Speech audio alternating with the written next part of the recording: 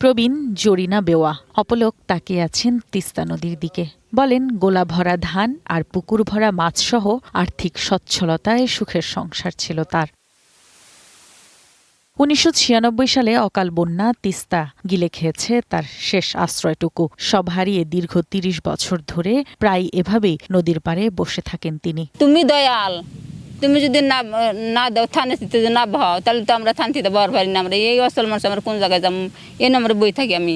ভয়াল তিস্তার গ্রাসে নিঃস্ব হয়ে এমন অনেকেই আজ হাত পাচ্ছেন অন্যের কাছে। বাংলাদেশে এলো এই প্রথম টাচলেস আরএকে সেন্সেশন ওয়াটার ক্লোজেট।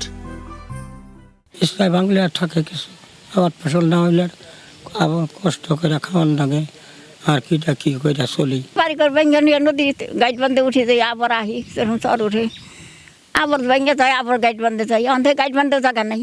সব হারিয়ে বিত্তশালী বা সম্বল থেকে নিঃস্ব হওয়া এই মানুষগুলোর অনেকেই বাধ্য হয়েছেন ভিক্ষাবৃত্তি বেছে নিতে। তিস্তাপাড়ের এই মানুষগুলো চান স্থায়ী সমাধান। বাপ দাদার যে অর্থ সম্পদগুলো ছিল সেগুলো কিন্তু আসলে নদীর গর্ভে বারবার করে বিলীন হয়ে গেল।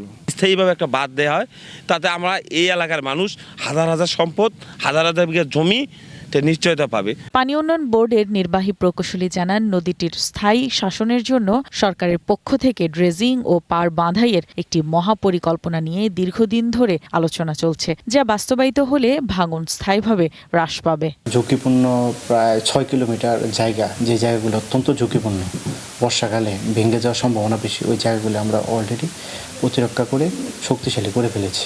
প্রধানমন্ত্রী তারেক রহমানের ঘোষণা অনুযায়ী তিস্তা মহাপরিকল্পনা যদি দ্রুত বাস্তবে রূপ নেয়, তবে বদলে যেতে পারে গোটা উত্তরাঞ্চলের পরিবেশ ও অর্থনীতি। One national desk.